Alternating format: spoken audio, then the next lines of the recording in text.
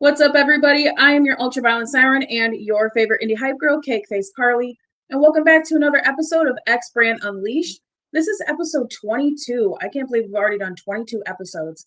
This is so awesome. So today we have a really awesome guest, someone that I love watching. He has been on Loco, X Brand, Amazing Pro Wrestling, Combat Cult Wrestling, Natural State Wrestling, Combat Zone Wrestling. I mean, New Fear City. He's been everywhere. He represents total fucking chaos. He is the Texas Terrifier, El Borracho. How you doing today? Doing great, doing better that you're here now, and I'm so stoked for this interview. I'm so stoked that you're here. I'm so glad that we finally have this time to talk together and everything. Every time we've tried, it's just been always hectic. It's always hectic, always hectic. Shows, chaos. It's always going to be there. But hey, we finally got the time now, and I'm so happy that you're here. Me too. I'm stoked.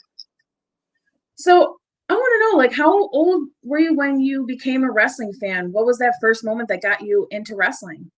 Man, that's a cool story. So let's rewind the clock pretty far back. I think it was about 5 to 7, somewhere in there. And I was living with my grandma at the time, and she loved wrestling. I'm from the South, so we had WCW, NWA type stuff, and she was a big fan of Arn Anderson. Yes. So she was really cool and introduced me to wrestling, Southern style wrestling, and we watched WCW together. And then I grew up a little more, and everybody wants to rebel when they grow up. So I ended up going from WCW to WWF Attitude, then in my early teens and preteens into ECW. And it's pretty much the beginnings of where it all started. I love that. So growing up, who were some of your favorites that you like to watch?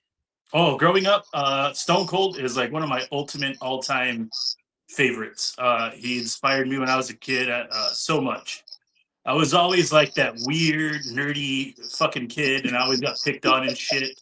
And then one day I just discovered, Stone Cold, and he was kicking his boss's ass. And then I was like, well, I'm going to go kick my teacher's ass to be fucking guys doing shit. And that's a true story. That actually did happen. I was detained from watching Movie Day or whatever. This was the 3rd grade, and it was just me and one other kid. And we were sitting in class, and dude, it's 2 kids in a classroom. I don't know how you're going to get them to stay quiet for 3 hours.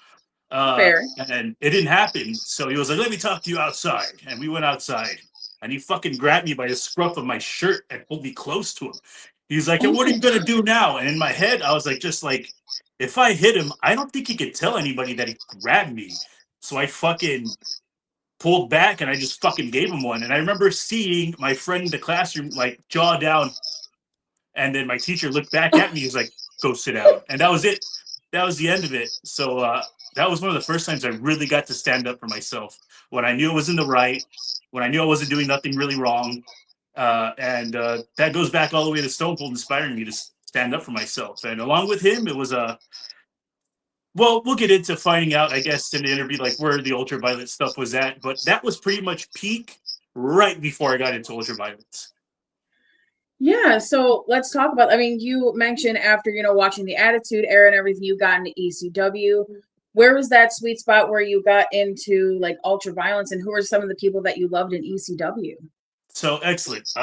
Going into the ECW years was really fun because it was finding out. I heard Terry Funk's name before, but I'd never gotten the ECW, the hardcore icon Terry Funk. And when I found that, he stole my heart. He was like the uncle or the grandpa I never had. I always wanted. So that was Terry's role in my life. And then going into New Jack. New Jack's another huge inspiration of mine. I love New Jack with all my heart and soul. And then once it started to get out of that, the connection was New Jack, because then New Jack came out in a video game on PS2 called Backyard Wrestling. And when I saw his picture on that, I was like, this is what I like. This is what the fuck I want to do. WWF is cool and ECW is cool, but here there's no fucking rules. And it's just your creativity can flow. And that's the stuff that I really fell in love with. then kind of finding out a lot of the backyard stuff that was a little bit gorier than what was on TV, and then finding some of the Japanese ultraviolent stuff. And then I took a break from wrestling because I was not a fan of what was coming through the WWF years. It was like the John Cena stuff was just starting, and just wasn't my bag. And I was out Right. for a couple years until ultraviolence came back into play, and I started to find Necro Butcher stuff. Necro's a huge inspiration for me in a lot of different ways. And yeah, that was pretty much the beginning of all of that. And then getting into backyard wrestling myself, I was like 13, 14, 15, and like we're all there trying to figure it out. It's just a group of 6 kids. We're like, do we punch each other? And we're like, yeah, fuck it. So we just started like, we're really hitting each other. We're really choking each other out. We're really using tables we would find behind like random churches. We would find those wooden tables and we would just steal them. And then we found a That's great. weird, yeah, it was awesome. We found a weird spot where trees grew in a circle and they were tall. So it made like this weird natural tree cage. And Oh, that's where we that's so started. cool. Yeah, we started our fed out of that. And we did like 4 events. We charged everybody at school $3 to come see. We did like 2 matches. I remember one match was fucking hilarious. We put a title on a fucking branch up high, but we Oh didn't my really God. think if like a ladder would break, how we would get to it. And that sure enough what happened. In the middle of the match, the fucking ladder broke, and we'd have a way to get the goddamn belt. So the whole time we're kicking the shit out of each other, and we're kind of talking. We're like, hey, how do we get the fucking belt down? And then to end the match, I just fucking yeah, I grab a big fucking rock. I just chuck it at the belt, and it fell, and I caught it. And I was like, it's over. And everyone's like, No way. No top way. edge. What a star finish. That's amazing. Yeah. So I don't think the throwing a rock at the title finish will ever be duplicated in pro wrestling, but out of Oh no, that's necessity that's comes gotta be the one of the most creativity. iconic belt moments ever. Yeah, it was hilarious. It was fun though. It really taught us how to like unite and be a community and start Yeah. something and work with each other and get something going that everybody can enjoy. And that was also like the beginnings to me finding community in all this. I love what was the name of the promotion? I gotta know. Oh my god. I think it was CEW, so we wouldn't get we're 13, 14. We couldn't be ECW. So it was just switching it around with limited creativity. And that's what we did. We had three or 4 shows, and we made a little bit of money, and we bought pizza, and that was it. That's amazing. Oh my God, that's incredible. So obviously, having that like those moments in the backyard and everything had to be that spark of like you wanting to do this officially in the future, I'm sure. For sure, for sure. And then once you get into the business, what happens is a lot of old heads get in your ear. A lot of Mhm. different people will tell you, oh, that hardcore, that death match stuff, that's not the real stuff. This is the real stuff. And they start taking you through the ringer of the headlocks, the basics, which everybody should know. Period. Of course. Agreed. I 100% agree on that. But the more I got involved with the normie wrestling scene, I really got intrigued and sucked in by the lucha scene in Houston. That's where I really Yeah. had started, was in Houston. And you saw personally how much of a wrestling town that place is. So Oh, like, yeah. yeah. Okay, cool. So the whole story behind that is for Christmas I got a couple of wrestling T-shirts. I remember it was like the Daniel Bryan No shirt and the Dolph Ziggler like blue with the fucking zebra lettering or whatever it was. And they Okay. were a bit too small, so I went to Hot Topic to return them. And as I'm standing in line, a guy out of nowhere looks at the shirts and he's like, "Hey man, you like pro wrestling?" And I look in that direction, and I shit you not, this is a true story. You can ask him yourself. It was AEW's Brian Keith, who was working that Hot Topic in Houston. What? Yeah. And I was like, yeah, man, I want to like train. Where can I go? And he's like, oh, I'll hook you up. And we had a flea market called the Armadillo Flea Market. And he was like, hey, man, if you really want to learn and you don't have the money for bookers, there's some lucha guys that'll teach you if you're willing to learn, put up the ring and tear down the ring. And I was like, okay, cool. So I don't have to work with a budget. I just got to work. And I went and I saw him on the way in. As he was coming out, I was going in because the American guys started and then the Lucha guys took over.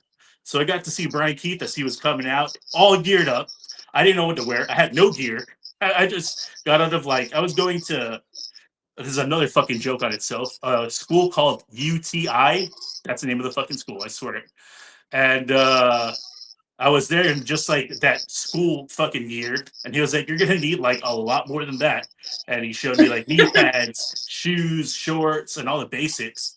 So I was like, "Cool, next time I'll bring that." And I kept walking into where I kept hearing, the slam of the ring and the slam of the ring, and it was the Lucha guys, and they took me in, and they get their stout, they're cross-armed, and looking me up and down to see if I'm worth anything, and they're like, "Okay, you want to start? You start today." And I was like, "All right, fuck it." So I started on the fly in a button-up shirt and like dicky pants and work boots. And I just started Oh going to my work. I just got out God. the I just started. I got out the Marine Corps, so wearing a shitty uniform and running and doing all that wasn't unusual to me at the time. So Right. yeah, that's where it all started in that flea market with a good group of lucha guys and a good group of bookers guys who I got to train with because they use that place to kind of like paint the canvas, so to say, to get out of the school environment of bookers. So I got lucky that I was getting taught up also by like Brian Keith, by Gina Medina, by Ada Cristiano, by a lot of the guys that were at the camp at Booker's were willing to put time into me and show me basics. And then the basics came out, and I start working shows, and I'm working shows, and I'm just realizing 5 years into it, like my heart just kind of left it. And $30 to $40 paydays were just painful and not fun.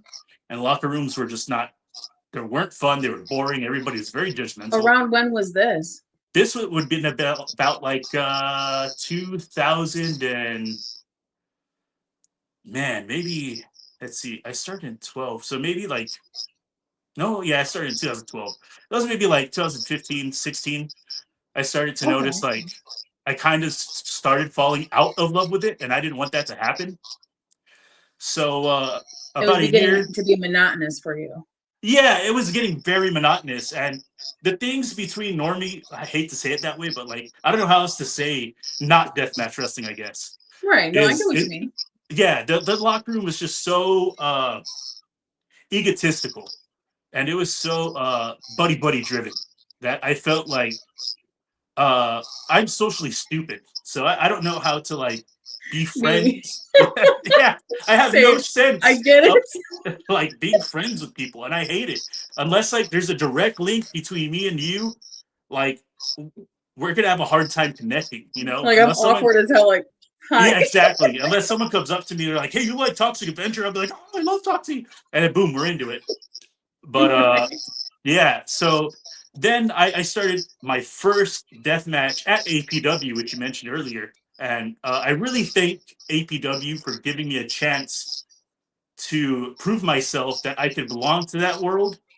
And it was my first match. It went relatively well, and from there on out, in about 2000, I would say like 17, 18, maybe even 19. That's where it was really kicking off. The beginning of my deathmatch stuff. And then everything post like 2022 or 23, it really took off. Like I had just noticed like the locker rooms were much more fun. The egos were a lot less. The community building that had been missing for so long was there. Like, and that's all the stuff I really fell in love with. And the more I fell in love with that stuff, the more all the other stuff that people chase just kind of came along. Like my money went up, my the fun went up, the love of the business for me went through the roof, and I had to thank deathmatch for that, and I always will, and I'll always protect it, and I'll always defend it because I feel like I've been here long enough, going on I think 14 or 15 years now, that I've been on both sides of the fence for a good amount of time. Mhm. Lucha in Mexico, American style in America, of course, and then deathmatch everywhere, including Zona and CZW. And I've just found out that this shit is the stuff I love. No matter how big I get or not, I don't care. I'm just gonna keep putting love into it until it pays me back. if it ever does. And if it doesn't, I'm okay with that too, because it's given me so many friends and memories, and it's given me so much that I have nothing to complain about. I just love having a place in it. You said that so beautifully, and you mentioned someone that was an inspiration to you, Necro. One of the things that he had actually said to me before the show at the Zona Cuatro Vente, he had said, "I would rather be significant than successful." Yes. And it's like, I felt that in every fiber of my being. And it's just like, it's so true of just, if you can have that community, like you said, and just, I agree with the deathmatch community. It's just, we're just a bunch of little misfits that are sitting at a table filled with broken glass and tacks and everything, but we love it. we love We love here. it. We all check on each other. We're all very, very collectively loving each other in those locker rooms. I feel like Yeah. even when no one says it, you know what I mean? There's just a lot of community in that place. That's why I Oh, love brands like 100%. X brand, and I love Loco, and all these brands that really build like community in their locker rooms. That's the stuff Yes. that I'm really attracted to. Oh, 100%. So before we get into like the brands that you worked with and everything, I want to know how you got the name of Borracho and then you adding the Texas Terrifier to it. Awesome. Well, the Borracho stuff kind of came from it did come from training sessions in Mexico. That's what I was talking about, wrestling in Mexico. Mm-hmm. So after the American stuff, and I stopped that couple years I had talked about, I decided to get back into it. This might be like that 2017, 18 era, somewhere around there. I decided to go to Mexico because I had a good friend at the time. Lowrider told me, "Hey man, if you want to continue, it was messy. I was in a divorce. I lost the house. I lost everything, and I was just like homeless. And I was like, I really just want to continue wrestling." And he was like, "Well, if you want to continue wrestling, you're by the border. If you really want to do it, you'll go to Mexico and continue training." And I was like, challenge accepted. So he got me hooked up with the school in Matamoros, Mexico. That's called Arena Universal or Arena Universal. It's named after someone that died there. And that was just going through the grinder again, which I already been through. So it didn't really bother me. They were like, well, if you want to stay here, you got to help out. We'll train you. And if we need you overnight for security and you don't want to cross, you can sleep under the ring. And I was like, cool. So I did that a few times. I slept under the ring with the arena dog while the arena like janitor slept in the locker room. And I paid my dues that way to train and learn lucha, the real no shit, like pure cocaine lucha. You know what I mean? Like from the source. And I loved it at first. It was very fun. I was really like having fun with the athleticism, doing some of the upside down flippy stuff, learning how to bump anything and everything was the best experience there. And then that really showed me too that lucha fans, when they have love for someone, they will show it and they will support Yes. that person. So that was the lucha part. And every training session, we'd go into 10 p.m., 11 p.m., and there's a store in Mexico called Oxxo, and there was one close to the arena. I would just go get a 12-pack right when training was done, and I would get Tecate, a 12-pack at Tecate, and I would just invite whoever wanted to drink with me and work on stuff afterwards.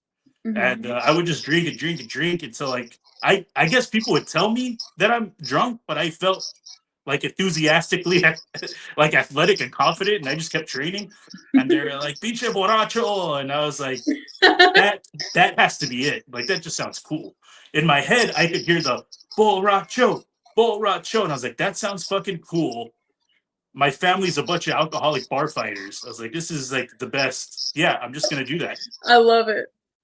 So That's that amazing. became the borracho part, and then I went years of just being even El Borracho, even Axel. And I just needed like a catchy name because I was really in love with the Borracho part.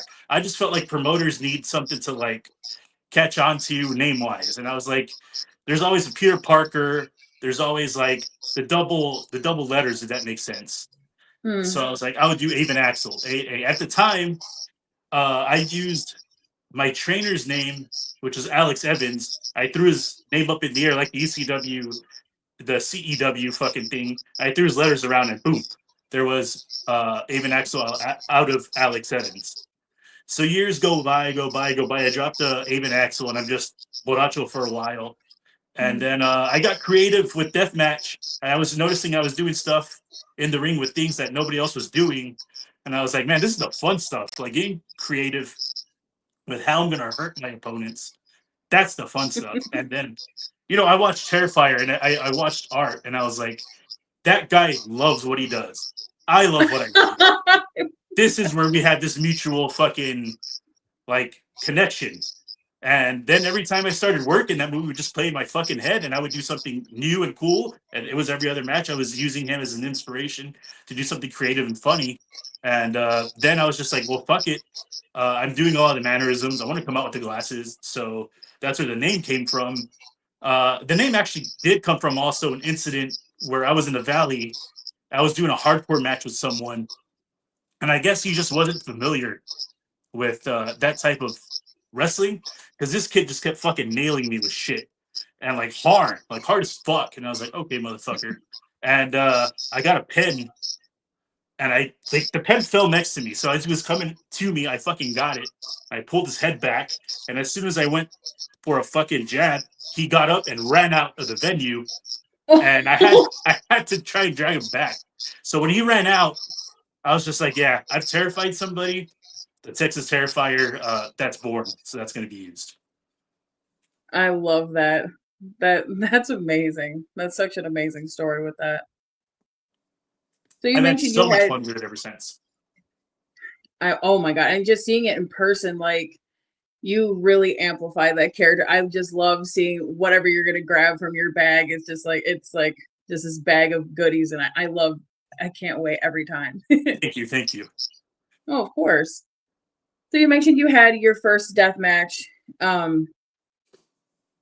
And so after that, where did you kind of go with that, with finding promotions of doing, more death matches and everything? Well, the deathmatch stuff really is very, what's the word I can, organic. I didn't really go searching for it. Even the very first match I had, it was someone that had just asked. They were like, would you be interested in doing a death match? I was like, fuck yeah. So it's been continuing, even from that APW match all the way to CZW. It's been promoters and fans that I've been lucky enough to throw me into the mix. So CZW is another one. I guess I'll go there first because it's the biggest and the best for. Yes, you were part of the Tarp of Death, right? Yeah, that was awesome. It was a great, fun, chaotic shit show. But I had, man, that's Tournament of Death is the best music festival with no bands. It's more than a wrestling show. You know what I mean? Oh, 100%. Yeah, a fans recommended that I be there, and I listened, and I just sent the message, and that was it. That was it for CZW, and I can't explain how appreciative and lucky I am to have been there, because the whole goal with this for me has been exactly what I said. It's been put love into it and maybe get love back. And that was the ultimate moment. I knew what I'm doing to get where I want to go is kind of working. And then all the promotions in between, like Loco's been a place that I worked 2 matches, years in between. And it was when I was in my normal phase of wrestling. It just wouldn't click. And the 2 matches I had there were fucking abysmal. So even talking about Loco and Jaime, I'm thankful for them for giving me another chance and shot to do with deathmatch the way in my head I always envisioned it. And now, boom, now we're really rolling, and Loco likes what I do. Their fan base digs it. I mean, my fucking music didn't even work, and I came out and the crowd chanted Borracho as the music that was coming out. That was the most epic shit I've had ever so far. That was fucking awesome. And then other brands that I've done with, it's been more hit than miss, as opposed to in normal wrestling where to me it was mostly misses. I still have a few misses on the deathmatch side, but the companies that don't really care for me or use me once and never bring me back, they're not even worth mentioning, because on the scene Like, what are they now? That's how I think about it. Everybody that still fucks with me are very influential. And that's where I put my energy because they're out there in the community. They're actually doing it. It's not Yeah. just the title. It's not just for the clout. It's for the love of the game. And now that's really what I'm interested more than anything is promoters and promotions that are willing to do this for the love of the game. Because if you're not doing this for the love of the game and you're just chasing it for clout, I don't think that's what this is about. Wholeheartedly. Yeah, that's where the Texas Terrifier name came from. Sorry, that got so long and convoluted. No, you were perfect. You were perfect. You know, you mentioned, local you were part of. I mean, you also had an amazing match at Comic Cult Wrestling with Dimitri Alexandrov. I mean, you've had a lot of incredible matches. Not to mention, you also done stuff with National State Wrestling, and you're their current No Ring, No Rules champion. That's correct. Those two brands, Combat Cult and NSR, are perfect examples of places that do it for the love of the game. Combat Cult is one of the few places that are in South Texas where it's the hardest to reach, really, fan base wise. It's so far south. The closest city you have to Combat Cult would probably be like fucking Austin, which is like 6 hours or 4 hours away. So really got to put the time and effort to develop and train the fans up there, which me and Dimitri have done, and we put so much pride into that. It was for the fans. That was really for the fans because deathmatch had never been pioneered in that area, and I felt like that's what we owed the fans there, and the payoff was everything that was worth it. And then NSR was a great brand that I got to branch out of another brand in Arkansas, but it was through Sleazy E. He developed Natural State Wrestling, sorry, and I was there, I guess, from the inception of it. Like we did a tag team match a few times for them, and then he was like, "All right, I want to do this no ring thing at a art institute." So I was like, "Yeah, I'm in." And from there, the concept of the no rings, no rules champion then bled into a basically a heavy metal festival or death metal festival that we do out in the middle of the woods called Death Fest. Yeah, and it was, dude, that place is so sick. It's in the middle of nowhere. It's everybody pretty much policing their own. It's the deathiest of death fans, like death metal, death match, death, whatever. If it's death in the name, that's where you want to fucking perform it. And yeah, hell yeah. And that's where the title came from. That's where the title's mostly been at peak defenses with my best frenemy, Buddy Badcock. So along with my other best frenemy, Dimitri. So two people I love to hurt. I love to hurt me a lot. So a lot of love, a lot of hate, a lot of fighting. I love that. And correct me if I'm wrong, but you're the first and only No Ring, No Rules champion. Is that right? Yeah. Yes, I am. And we're going on That's 365 days with it. So, and to be able to take it to all these cool places that even if I don't defend it, it's just even like cool for it to be in my bag at New Fear City. You know what I mean? With the king of No Ring, like right. You know, fucking, it's amazing. Casanova Valentine's another great. He's an inspiration in my life coming into like 2016, where there's a documentary he did, and that's probably the most modern, the most caught up inspiration I have currently is definitely Casanova Valentine. And you mentioned New Fear City. Like, talk about your match and everything on there, because that was absolutely incredible. Yeah, that was so much fun. To me, that was always something that I felt in my blood that was going to happen ever since I saw his documentary where he was just establishing, no ring. And that energy he has is about community. Like, it really is. It's about him, his people, and the people he believes in. And that's the kind of shit I really love. And that environment at We Are the Punks was like the best of both worlds, because the punk community is all about being a community and being united as a front. And so is Casanova and his people and their beliefs. So it was nothing but love. There was no hate. There was no egos. Everybody was working towards the same goal. And to do death match and no ring in front of punks who like they came up after me. This is not me just saying shit. This is like punks coming out to be like, man, I thought I was gonna watch that gay Hulk Hogan shit. I thought we were gonna have stuff like that here. And like what you guys do is fucking cool. It's Gigi Allen cool. And that's like that's all I needed to hear. Like now I know we're doing it in the right fucking places. Oh, that is absolutely incredible. So one thing that I mentioned that you were a part of earlier was part of Total Fucking Chaos. Tell me how you became part of the group. I got pulled in by Will through a picture. It was one picture at a wrestling promotion that has me coming out with two like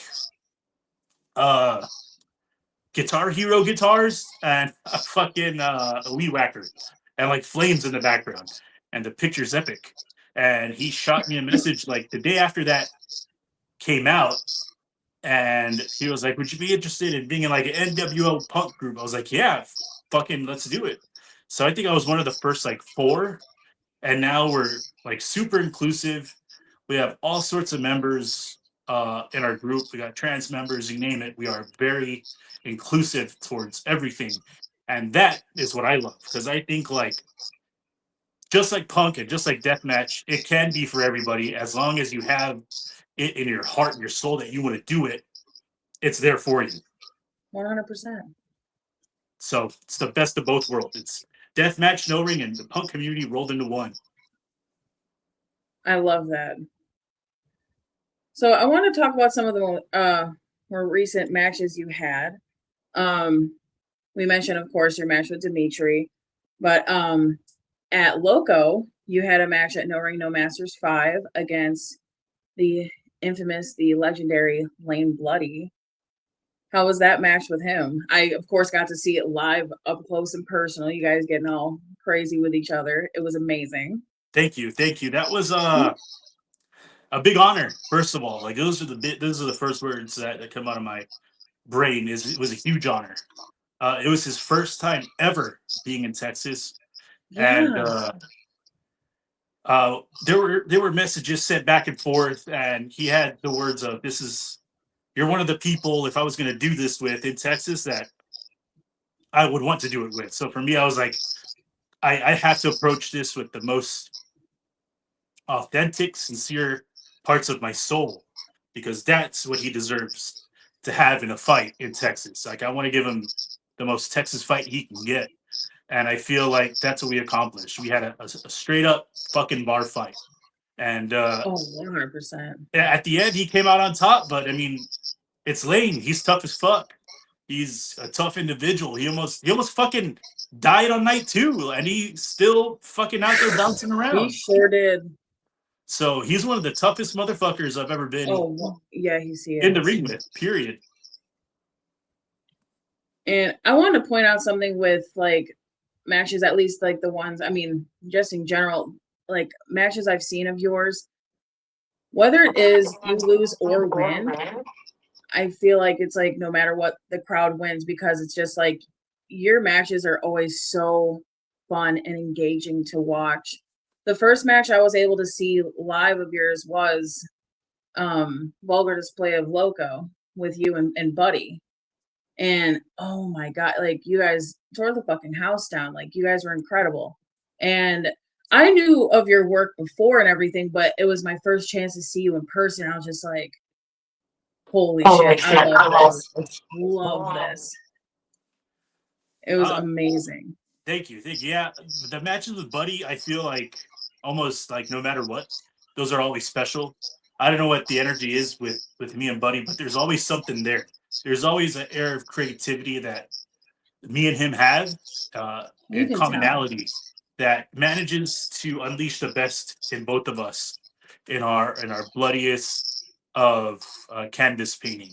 And I'm lucky to be able to fight that motherfucker anytime I can. I love how you worded that, by the way. That was very beautifully put. So you'd mentioned night 2 of, after No Ring, No Masters. You had a match, a second match that weekend, but this one was a scramble match for the X Brand World Championship. It was yourself, Anthrax, Sumate Wokla, and Primo.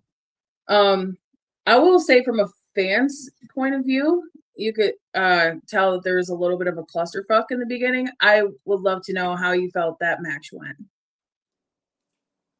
I knew that a lot of cluster fuckery was about to be abound. So I felt the best approach was to chase the gold. So that's what Anthrax was holding. That's what I wanted. I'm a fan of X Brand. I've been able to rep them a few times.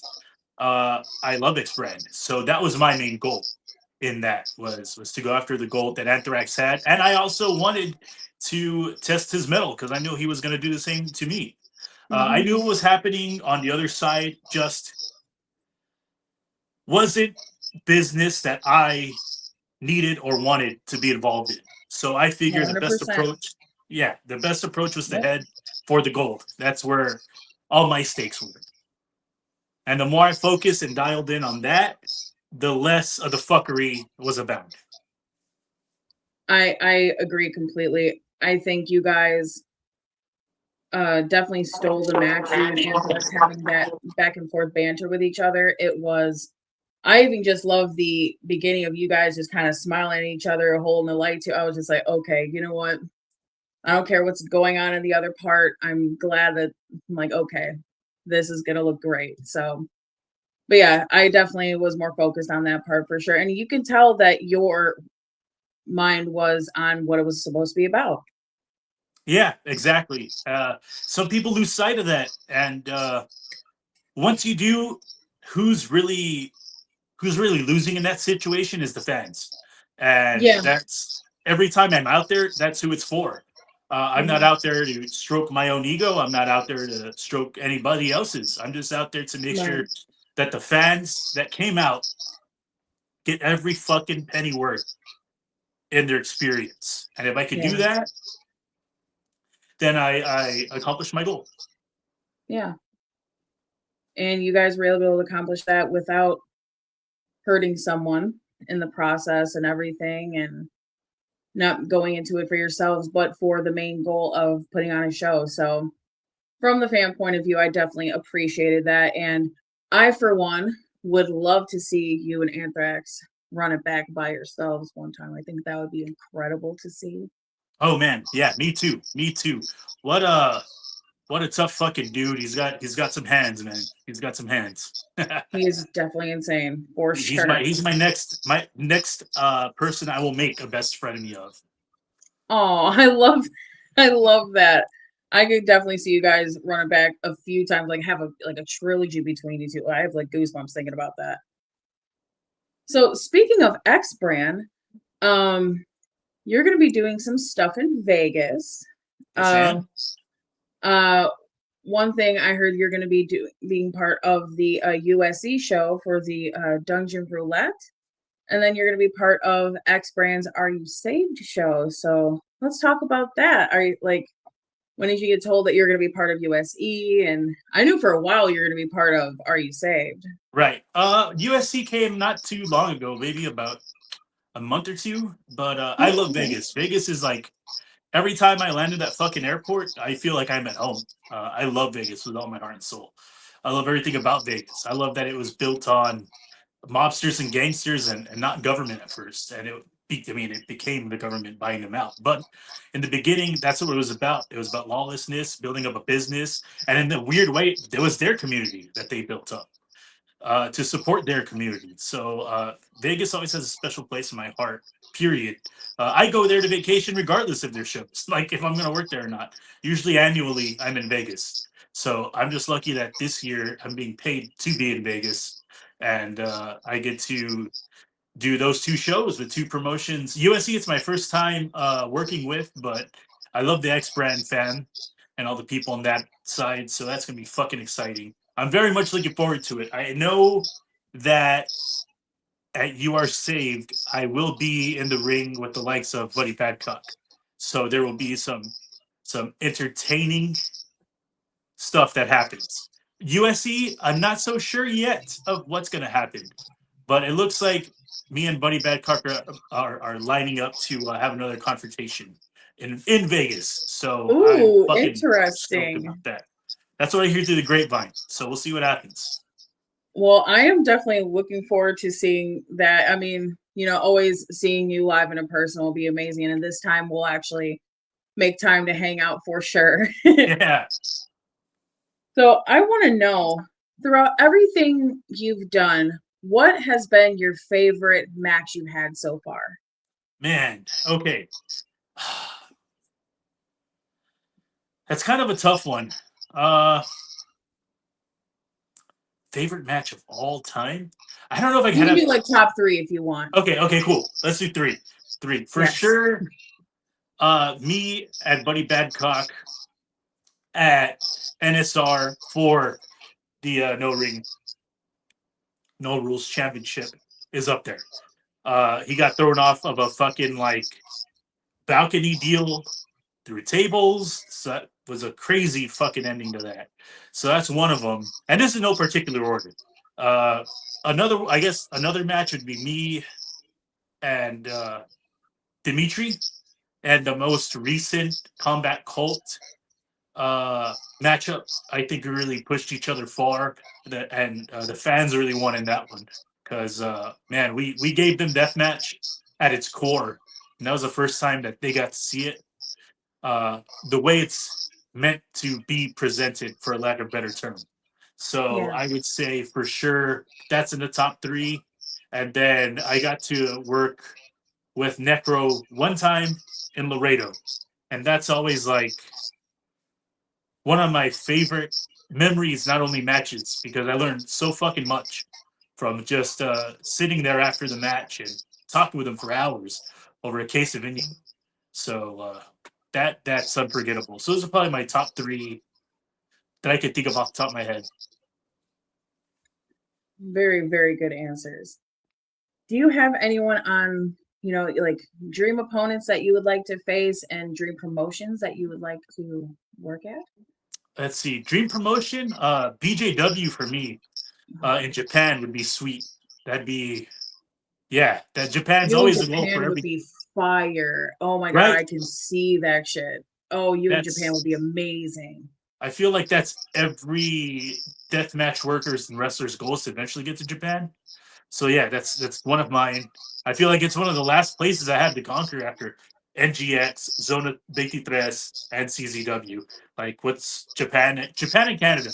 Uh, the Canadian death match would be sick. People, man, I would like another go at a one-on-one, like a real one-on-one with Necro. That's a good dream match for me personally. Mhm. Another people I would like to face that I haven't got a chance to is, man, it's kind of tough. Like a lot of people I really want to work with, I've worked with, or like they're not alive anymore. Um, I mean, Nick Gage would be sick. That's that's the king, right? So I feel like I need to earn my spot in this entire business by surviving that alone. So that's probably another dream match.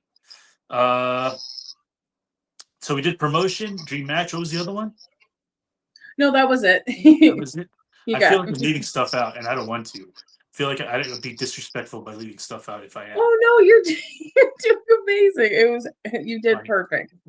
yeah, those are all stuff that I would love to do. Nick Gage in Japan, I'd like fucking have a heart attack and die out of like just hearing alone if I ever got Oh my that. Ooh. This is like even before it's like death match before the death match. Like, oh shit. Yeah, you know what? Revive him. He's got to at least do the 3 count. Yeah, so I'm gonna throw it out in the universe. That energy's out there somewhere now. Ooh, But there you go. I love manifesting that type of shit. I'm gonna help that for you. Oh my God, that'd yes, be incredible. thank you. You know what? No, there is one. There's one. Damn it! I'm always in the locker room with Mickey Knuckles, and I never had a one-on-one with Mickey. And Oh, that would that's be like amazing. that would be awesome. Yeah, I love Mickey. I would love for us to beat the shit out of each other. That'd be fantastic. Oh, that would be epic. So completely epic. And my last one, I do have it. Now you got my brain fucking going. Is Hey, I love it. I hope I'm not chopping his last name up, which I probably am.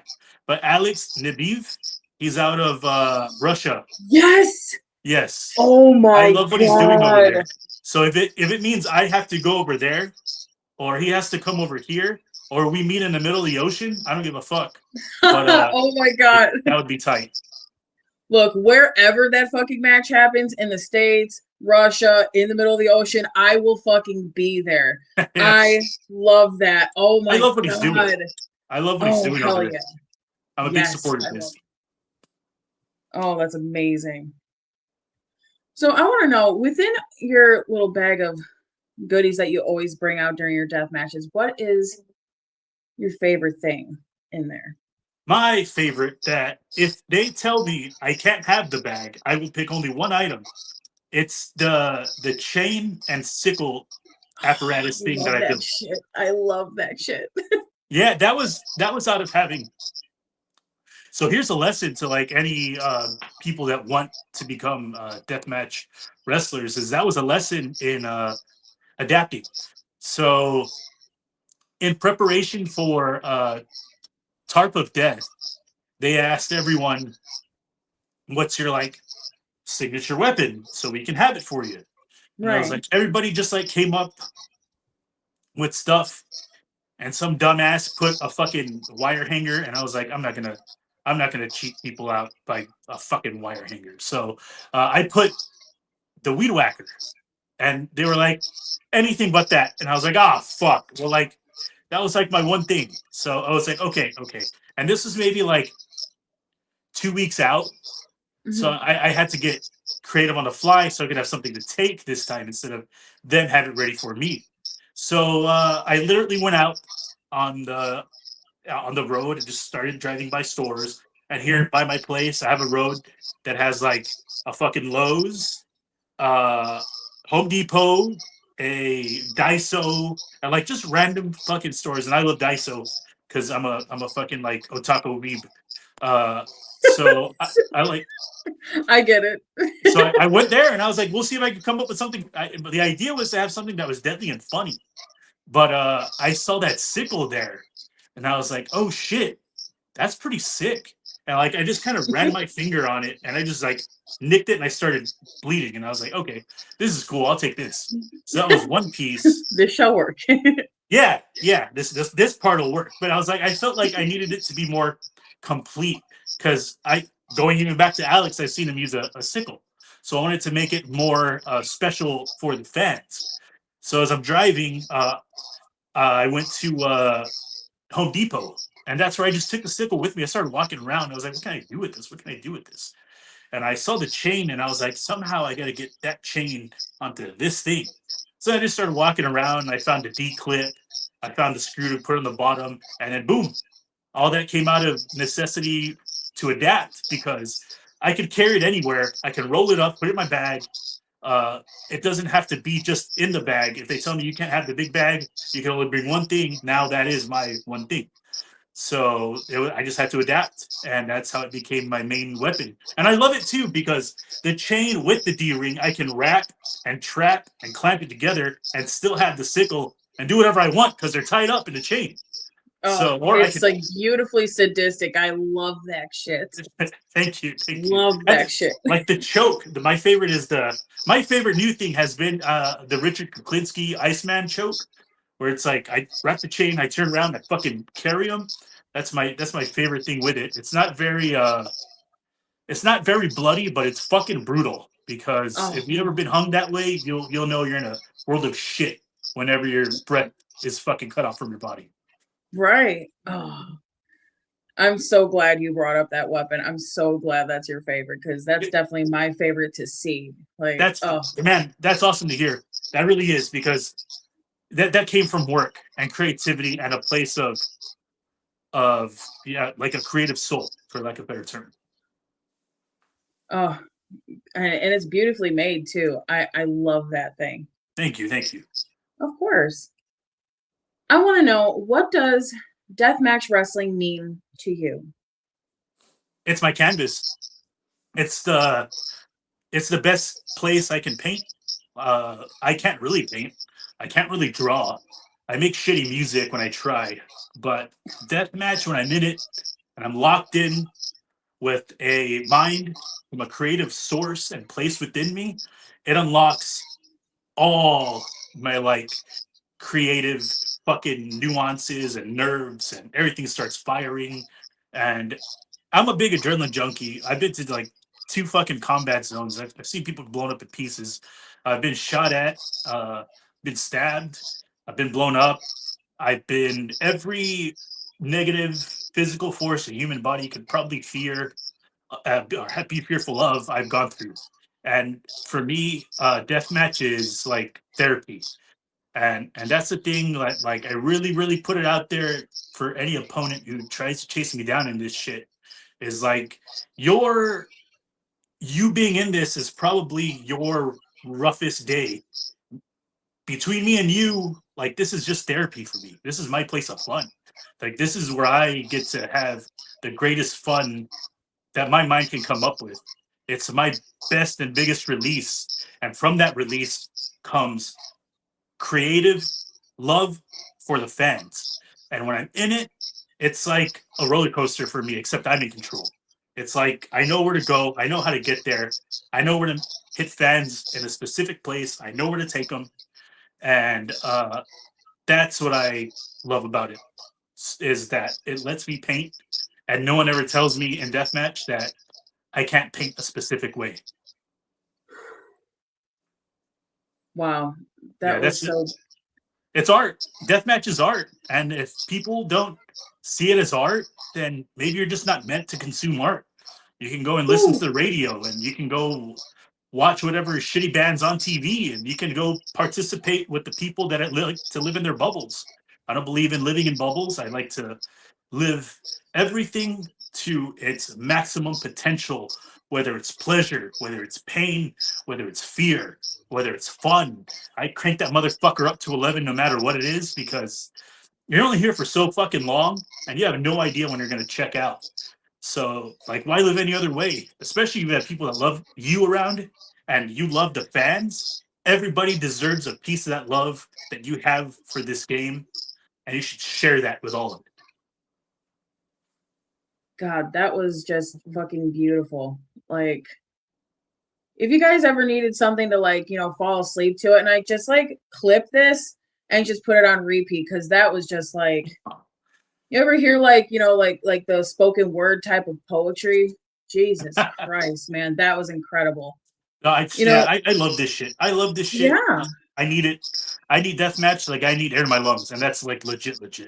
After 2 weeks 100%. of the rare occasions I get like 2 week gaps, I'm itching. I'm itching. You know what I mean? Like I need this shit, and I'm glad that the fans like any degree of it, because if it wasn't for them, I wouldn't be doing it, and I don't know what the fuck I'd be doing with my life. I really owe them and the scene more than anything. And you mentioned, as something that I love to advocate as well, as deathmatch being an art. And when I tell people that people who are in deathmatch wrestling, they are artists, you are someone that always comes to mind for me, because everything that you had said of, like, how to take fans places, it's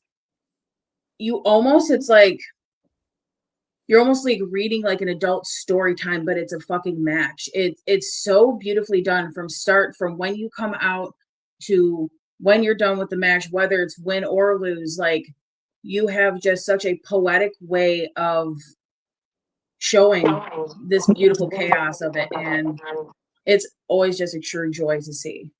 Thank you. It means a lot, because that's exactly what it is to me. Is it's art and chaos meet in the middle, and either you could surf and swim when you fall off, or you could drown. And doing this shit, I've never drowned, so I'll continue. I'll continue to write these fucking waves.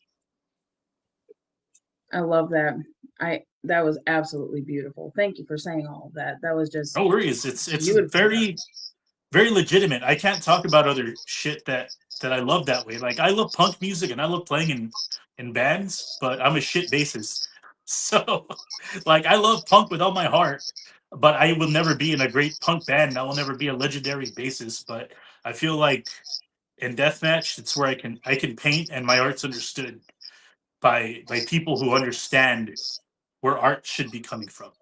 Yes. Oh, yes. Love it. That's absolutely beautiful. So I want to know from the normie side and the deathmatch side, who are your Mount Rushmores for both? Like two separate ones. Okay, that's cool. That's a great question. Um, I feel like I'm going to put one on both right off the bat. Terry Funk goes on both because Terry Funk affected Texas wrestling and in turn created Texas deathmatch. And in turn, of course, just Mhm. created pretty much deathmatch overall.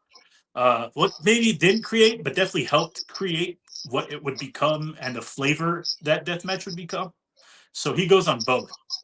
And then I'll continue with the normie side. I would put Ric Flair on there because I think Ric Flair is like a necessary evolution in wrestling with showmanship, technicality, unique bumps, flair. No pun intended. Uh, it's a tough one because I would like to put Gorgeous George somewhere on there too. But I mean, if you're picking Flair, he's basically like a modern take. Uh, then I would put on the normie side Stone Cold because I feel like a lot of bands for people are gateway bands into hardcore or punk bands. Like they'll be like, "Oh, Metallica was my gateway into deathmatch," or maybe Green Day was my gateway into punk. Well, I feel like Stone Cold was my gateway into wanting more extreme wrestling because once you see a guy come Right. out in a fucking beer truck, like you want to see what else outside the box, like what wrestling can do. So I put Austin. So far we have Terry Funk, Austin, Flair. Um, man, on the normie side, my last place is gonna go to. It's kind of a weird pick, but I also think like he doesn't get enough credit. And when I look back on it, the fans he decided to give energy to was a fan base that kind of was forgotten. And I know a lot of people get like, why'd you put him on there? But Junkyard Dog, he was a Ooh. Texas staple. I remember his name from my grandma. I remember like the chain. I remember like all this, a lot of stuff from Junkyard Dog to me was influential. And then on the deathmatch side, we're gonna keep Terry. I'm gonna put New Jack on there, even though that's another controversial pick. But I feel like New Jack was like the first real like death match. I don't know. Can we call New Jack technically like death match? I would, but I know if a lot of people would as well. You know what I mean? It did stab motherfuckers for real. That's pretty deathy. I So mean, yeah, I mean, that gets as close as to death match as death yeah. match can get. So I'm gonna put him there, and then I'm gonna put Terry, New Jack, and Ian Rotten was a lot of that footage that's fucking gnarly. That still like today you look back on it, you're like, what the fuck? Well, like yeah, that's a lot of real death match that really can't even like duplicate today. It's tough. The Yeah. shit he did alone. And then Necro because it's fucking Necro, dude. Like without his path, I think a lot of us today don't have a clear way to get where we want to go, and he was the guy in front of us, just chopping all the trees for us to fucking get there. Very So good those answers. are my two Mount Rushmores. Very good answers. Very good answers. So to sort of shift away from wrestling a little, I want to know, since you are the Texas Terrifier, which of the Terrifier movies, including All Hallows Eve, I'll include, Yeah, is your favorite? two. Two's my all-time favorite. Two is my Okay. all-time favorite, like without question. It's I had them all on VHS, and when I rewatched them all on Oh, VHS, like the second Christ, that's movie, awesome. it hits so fucking right.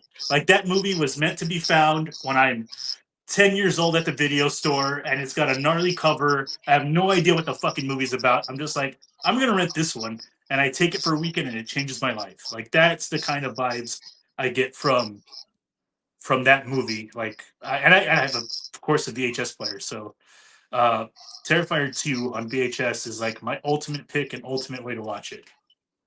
Oh, that's so awesome. I love that you have it on VHS too. So I gotta Yeah. ask too, since obviously with you being a deathmatch guy, gotta be kind of a sick guy and everything, of course, liking the Terrifier movies as well. Do you have a favorite kill scene from the movies?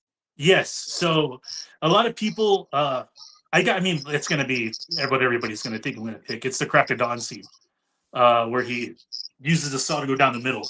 I got to replicate it kind of in my own vein at NSR, where the title, I think it was the same event where I got the title. It was me versus Matty I, and I syringed him to the tree. So his hands were stuck to the tree, and I got the weed whacker, and I got to go up the middle, and that was my Oh, my homage to art for sure. oh, that's beautiful. Oh, so do you have any other favorite horror movies that you like? Well, in the vein of horror, my ultimate influential movie is my two biggest influential movies are Toxic Avenger and RoboCop. So I would say RoboCop's Oh, horror adjacent because I mean the way that Alex Murphy dies in that shit, gets his hand blown off, gets a hole in his chest, he gets shot in the fucking head. Like, that's one of my favorite movies. That's horror adjacent. Is if not my top, it's arguable what my favorite movie is between RoboCop and Jurassic Park is, but my favorite horror adjacent would definitely still be Toxic Avenger because Toxie taught me you can be brutal and you can still be kind to people, and people forget about that shit all the time. Like, you I can still love be, that. yeah, you can still be That's brutal as fuck amazing. and you can still be kind. So everybody that wants to be a tough ass and treat everybody like shit, like, you don't have to. You can still be a bad motherfucker and treat people with respect that deserve it, and you can still punish the shit out of people who don't. I mean, Friday the 13th is a huge influence on me as well. Because Jason's the most like inspiring horror figure of all time to me, besides Leatherface, because he's a kid who's definitely has some sort of disability, pops out the water, fucking comes back stronger than everybody else, and he's unkillable. Like, to me, that's like, it's the sickest inspirational story of all time. He comes back with Oh, vengeance against every asshole. That's how I see Jason. So Jason's another huge, for he's a huge inspiration of mine. good choices. Very good choices for your Man, movies. I have so much. I feel like I was meant to be born on the East Coast because all my favorite shit comes from the East Coast. Like, I love Kevin Smith movies. I love fucking Lloyd Kaufman's movies. Like, I love so much of what the whole like East Coast scene of creativity does. Like, I just love so much of that shit. Very cool. Very cool. I love that. So one thing I saw on your bio for your Instagram is you're a lover of punk and hippity hop. Yes, yeah. So I want to know some of your favorites from both genres. Okay, so I'll do hip hop first, just Sure. to kind of take a different approach. NWA is one of my biggest influences in disruption. I believe that art has to be a disruptor in some form or shape. Art can't be art without disrupting. Because if you're not disrupting, then it's not art. You're not challenging the Ooh. masses and their ideas and the way they think. Art has to be Ooh, say it louder controversial. for the people in back. Oh my God, that's amazing. God Definitely. damn. Art definitely has to say something. So NWA had something to say in a period where something had to be said. So NWA is a huge influence, and everybody in it, Eazy-E, Ice Cube, like Dr. Dre. Look at Dr. Dre now; he's a fucking billionaire. Like, he did it through his own means. He didn't need to like kidnap people and stick them on a fucking island. So that's a huge inspiration to me from the hip hop side, along with Zero from Houston. Zero was like one of my ultimate inspirations, and like, much like Toxie, like, you could be a G, but you could also just be kind and help your community out, do the right shit. And all the Slim Thug too, all the guys that switched a house at one point. were really cool and influential to me. Houston hip hop has been influential to me. Southern hip hop, period. 3 6 Mafia was one of the other Yes. groups that I grew up with that, in the same vein as NWA, had something to say, even if it was just get high, have fun, and beat the shit out of people. Like, it's controversial, it's fun, it's their take on hip hop, and one of my favorite takes on hip hop. On the punk side, I really, really enjoy the Sex Pistols a lot. That's kind of a stereotypical pick. A lot of people will talk shit on Sex Pistols because they were kind of like a fabricated thing. But I think it was fabricated in a way that made sense. Someone put the pieces together of what he saw, like a promoter in wrestling. You know, he's like, I'm going to take that guy, kind of like in a Paul Heyman mindset. He was like, I'm going to take that guy, that guy, that guy, that guy, and those guys are going to be my stars. That's kind of what Malcolm did with the Sex Pistols, and then changed the scene of music forever. The Misfits are another huge inspiration to me. It allows me to put horror into what I love, the way the Misfits put horror into their music, and made it okay for people like me to just bring horror to the masses. And punk also, I have a big part of me loves the Knuckleheads. They're a newer band, but I love what they stand for. It's like punks can stand up for themselves, learn how to defend themselves and their community, and you don't just have to like sit back and get wasted and watch everything rot. Like, you could be a part of the cause that helps. So Yeah. Knuckleheads were like, when I'm in the gym or if I'm working out, Knuckleheads are on during my ears. So yeah, that's another huge inspiration for me. Great answers. I love those. I love how eclectic of with music that you are. It's very cool. Yeah, I love all sorts of music. I mean, I'm wearing a fucking Hanabi shirt. It's a bunch of like Japanese girls in a metal band, but I mean, they're authentic as fuck. They start in high school, they built up to what they are now. Like, that's always the core for me, is like, I really don't care about the genre of the music that you're making as long as it's authentic to you. That's all I want to see. It's like, what's in your soul? What can you give me that nobody else can see? And in a lot of mainstream music, I feel like it's trying to appeal to um, the frosting rather than the cake, if that makes any sense. And I'd rather Very have, good analogy. I like that. yeah, I'd rather have the cake, no pun intended, than the icing. So Very good. Very good. I love that. So speaking of cakes and all that stuff, I want to know, do you have a favorite snack, whether it be savory or sweet? And if you're not a snack type of guy, do you have a favorite food? I have a favorite snack and I have a favorite food.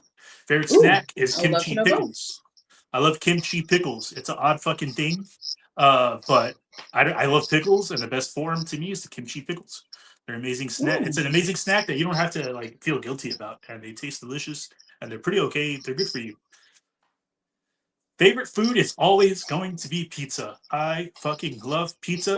Second to ooh, tacos. yes.